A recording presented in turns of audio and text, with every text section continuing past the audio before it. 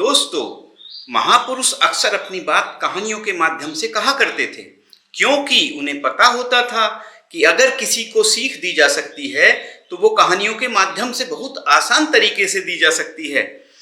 अगर ऐसे ही कोई ज्ञान की बात करता है तो आदमी उतना ध्यान लगाकर नहीं सुनता जितना कि कहानी में सुनता है।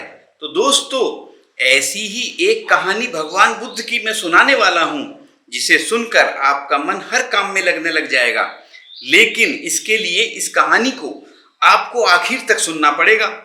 तो अपने सभी काम पहले खत्म कर लें और एकदम खाली मन से बैठ जाएं, क्योंकि ज्ञान खाली मन से ही लिया जा सकता है। चलिए कहानी शुरू करते हैं। एक गुरु अपने शिष्यों को ध्यान साधना सिखा रहे थे। तभी एक शिष्य बोल उठा, गुरुजी, मैं कुछ समझ नहीं पा रहा हूं, क्या मैं आपसे कुछ पूछ सकता हूं? गुरु ने कहा, हाँ, क्यों नहीं, पूछ सकते हो। शिष्य ने कहा, जब मैं पानी पीता हूं तो मेरी प्यास बुझ जाती है, या कोई भी पानी पीता है तो उसकी प्यास बुझ जाती है। तो ये ध्यान के संबंध में क्यों नहीं होता? जब हम आपके कहे अनुसार ध्यान लगाते हैं तो हम में से कोई पहले, कोई बाद में और कोई कभी भी ध्यान नहीं लगा पाता। ऐसा क्यों होता है? जैसे पानी से सभी की प्यास बुझ जाती है, वैसे ही ध्यान से सबके ज्ञान चक्षु खुल जाने चाहिए, किंतु ऐसा नहीं होता है। गुरुजी ने कहा, कल किसी ने हमें भोजन पर आमंत्रित किया है, कल तुम मेरे साथ चलना, मैं तुम्हारे प्रश्नों के उत्तर वहीं पर दूंगा। अगले दिन दोनों गुरु शिष्य भोजन के लिए एक धनी आदमी के घर पहुंच गए। धनी आदमी की पत्नी ने उन्हें भोजन पर बुलाया था। दोनों भोजन करने बैठ गए। उन्हीं के साथ उस स्त्री का पति भी भोजन करने के लिए बैठ गया। उसने अपने सभी नौकरों पर चिल्लाकर कहा, ये क्या बेकार सा भोजन बना रखा है, इसमें तो कोई स्वाद ही नहीं है। वो भोजन की थाली फेंककर नौकरों से कहता है कि जाओ, दोबारा ढंग का भोजन बनाकर लाओ। उस धनी आदमी की पत्नी ने गुरु शिष्य से क्षमा मांगकर उन्हें भोजन परोसा। दोनों ने भोजन किया, लेकिन गुरु ने अपनी थाली में से 2 रोटी छोड़ दी। गुरु ने उस स्त्री से कहा, बेटी, क्या तुम मुझे ये 2 रोटी बांध कर दे सकती हो? स्त्री ने उन दोनों रोटियों को बांध कर दे दिया। उसके बाद दोनों वहां से निकल गए। रास्ते में गुरु ने शिष्य से पूछा कि तुम्हें भोजन कैसा लगा? शिष्य ने कहा, भोजन स्वादिष्ट था, मुझे तो पसंद आया, मुझे भोजन करके बहुत अच्छा लगा। गुरु ने पूछा कि इससे अधिक तुम्हें और कुछ भी नहीं लगा? शिष्य ने कहा, इससे अधिक और क्या अच्छा लग सकता है गुरुदेव, मेरी भूख मिट गई और मेरा पेट भर गया। गुरु ने कहा, भोजन तो अच्छा था, फिर उस स्त्री के पति को भोजन पसंद क्यों नहीं आया? भोजन तो अच्छा बना था और भोजन तो एक ही था, फिर उसे पसंद क्यों नहीं आया? शिष्य ने कहा, आप ठीक कहते हैं गुरुदेव, मैं तो कुछ समझ ही नहीं पा रहा हूं, आप ही कुछ बताएं। गुरु ने कहा, अभी तुम मेरे साथ आगे चलते रहो। गुरु शिष्य चलते चलते बहुत दूर निकल गए। शिष्य ने गुरु से कहा, गुरुदेव, हम हमारे आश्रम के मार्ग पर तो नहीं हैं, फिर हम कहाँ जा रहे हैं? गुरु ने कहा, बस चलते रहो। बहुत दूर चलने के बाद एक फटेहाल आदमी गुरु के सामने आ गया और उनके चरणों में गिर गया और बोला, हे प्रभु, मेरी मदद करो, मैं 3 दिन से भूखा हूं, मैंने कुछ भी नहीं खाया है, आप कृपया करके मुझे कुछ खाने को दे दें। गुरु ने उस आदमी को एक पेड़ के नीचे बैठाया और उन 2 रोटियों को निकालकर उसे दे दिया, जो उस महिला ने उन्हें दी थी। रोटियों को देखते ही उस गरीब आदमी की आंखों में चमक आ गई। उसने तुरंत उन 2 रोटियों को खा लिया। खाते समय उस आदमी की आंखों से आंसू निकल रहे थे। वो रो रहा था और खाता जा रहा था और हाथ से इशारे कर रहा था, जैसे वो किसी अदृश्य शक्ति को कह रहा हो कि तेरा धन्यवाद इस रोटी के लिए। खाने के बाद उसने गुरु को प्रणाम किया और धन्यवाद कहा। गुरु ने उस आदमी से पूछा कि भोजन का स्वाद कैसा था? उसने कहा, स्वाद तो कहीं का नहीं था, वह तो केवल जीवन था, जीवन, परमात्मा था, ईश्वर था। ये रोटियां नहीं थी, ये तो साक्षात जीवन था। यह कहकर वो आदमी वहां से चला गया। गुरु ने शिष्य से कहा, देखो, भोजन तो वही था, लेकिन एक आदमी को उसमें स्वाद ही नहीं आया। तुम्हें इसमें स्वाद आया और तुम्हें यह भोजन पसंद आया, लेकिन वहीं इस आदमी को इस भोजन में स्वाद नहीं आता, बल्कि वो तो इसमें ईश्वर, परमेश्वर और जीवन को देख लेता है। इससे पता चलता है कि आदमी और भोजन की तृप्ति में भी अंतर है। पहले आदमी को इसमें कोई तृप्ति नहीं होती, तुम्हें थोड़ी तृप्ति होती है, और इस आदमी को तो अनंत तृप्ति होती है। ऐसा ही ध्यान के संबंध में होता है। जिसको जितनी प्यास होती है वो उतनी ही जल्दी मार्ग बना लेता है। उस शिष्य की जिज्ञासा का समाधान हो गया था, उसके प्रश्नों का उत्तर उसे मिल गया था, लेकिन हमें हमारे प्रश्नों का उत्तर अभी नहीं मिला। हमारा प्रश्न था कि मन क्यों नहीं लगता। जो लग जाए वो मन नहीं है, मन का स्वभाव ही है भागना। जब हमारे पास कोई चीज अत्यधिक होती है तब मन उससे भागने लगता है। जैसे उस धनी आदमी का मन जो इस भोजन से भाग रहा था, जो उसके लिए आम बात थी।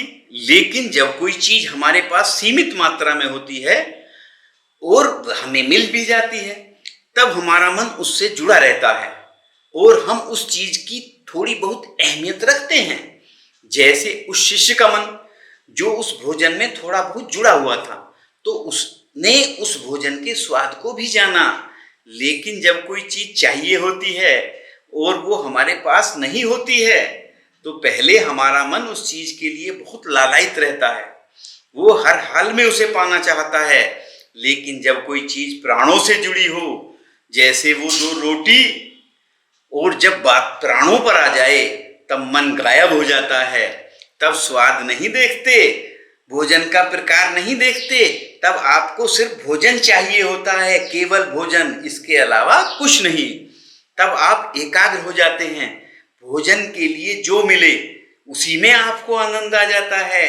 स्वाद हो या न हो, आपके प्राण अंदर तक उसे स्वीकार कर लेते हैं। और ये तब होता है जब मन नहीं होता। हम मन को लगाने की बहुत कोशिश करते हैं, कुछ पढ़ाई में लगाने की कोशिश करते हैं, तो कुछ अपने काम में लगाने की कोशिश करते हैं। लेकिन आपने देखा होगा कि मन कहीं नहीं लगता, और ये लग भी नहीं सकता, क्योंकि इसका काम किसी चीज में लगना है ही नहीं, बल्कि इसका काम है आपको भगाना इधर से उधर। एक चीज आपको मिली, दूसरी चीज पर ले जाना, दूसरी चीज मिली तो तीसरी पर ले जाना। मन संतुष्टि को जानता ही नहीं है, ये केवल पाना जानता है, पाने के बाद भूल जाना जानता है। जो मिल गया है उसे छोड़ देने की आदत होती है, जो छूट गया है उसको फिर से पा लेने की आदत मन की होती है। अपने पिछले हिस्से को देखो, जानो कि क्या आपका मन कहीं लगा है, कहीं रुका है। ये केवल आपको अभी तक भगाए ही ले जा रहा है और आप भाग रहे हैं। अब सवाल आता है कि अगर मन का काम भागना या भगाना है, तो क्या जिंदगी भर हम भागते ही रहेंगे? क्या हम कहीं नहीं रुकेंगे? ध्यान से देखो तो जिंदगी ऐसी ही है। हम जन्म से लेकर मृत्यु तक भागते ही रहते हैं, कभी किसी चीज के पीछे तो कभी दूसरी चीज के पीछे।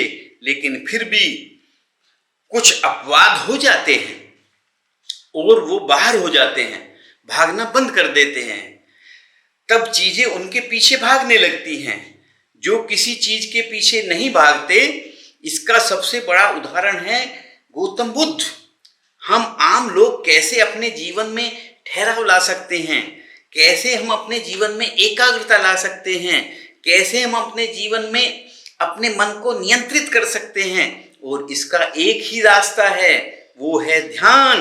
मन भगाता है, ध्यान ठहराव लाता है।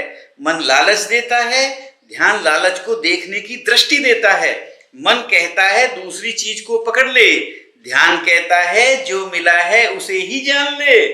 ध्यान एकाग्रता लाता है, लेकिन ध्यान को लेकर भी हम भ्रमित रहते हैं। ध्यान का मतलब आंखें बंद करके बैठ जाने को समझ लेते हैं।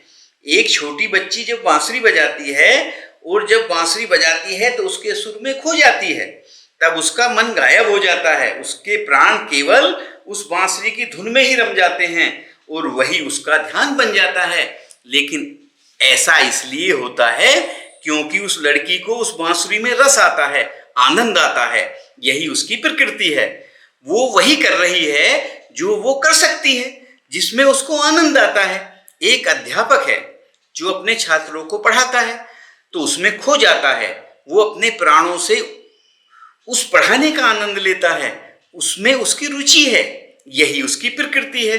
जब वो पढ़ा रहा होता है उसके मन में कोई हलचल नहीं होती, वो ना तो तब भूतकाल की सोचता है और ना ही भविष्यकाल की, वो केवल वर्तमान के क्षण में रहता है और यही उसका ध्यान होता है। जो आदमी जो है अगर वही पूरी तरह से होने लगे तो ध्यान स्वतः ही घटित होने लग जाएगा, वो एकाग्र होने लग जाएगा। लेकिन जब आदमी कुछ होने की कोशिश करता है तो उसका मन हावी होने लगता है, एकाग्रता टूट जाती है और तब हम भागते रहते हैं, सब कुछ पा लेते हैं, तब भी सोचते हैं कुछ रह गया है और ये अधूरापन कभी भी पूरा नहीं होता, क्योंकि जो आप हो सकते थे, जो आपकी प्रकृति थी, वो आप नहीं हुए, बाकी सब कुछ हो गए। ऐसे ही आप हमेशा अधूरे रह जाते हैं, तब मन कहीं नहीं लगता, मन की प्रकृति लगने की है ही नहीं, तो लगे कैसे? जो लगता है वो एकाग्रता है, वो ध्यान है। और जहां आपको एकाग्रता मिल जाए, समझ लेना वही आपके लिए बना है, जिस पर चलकर आप संपूर्ण हो सकते हैं। तो दोस्तों, कैसी लगी ये कहानी? अगर अच्छी लगी हो तो कमेंट्स करके जरूर बताना और इसी प्रकार के ज्ञानवर्धक वीडियो देखने के लिए हमारे चैनल को सब्सक्राइब कर घंटी का बटन दबाना ना भूलना। तो अच्छा, फिर मिलते हैं फिर एक नई कहानी के साथ। तब तक अपना व अपनों का ध्यान रखना। धन्यवाद।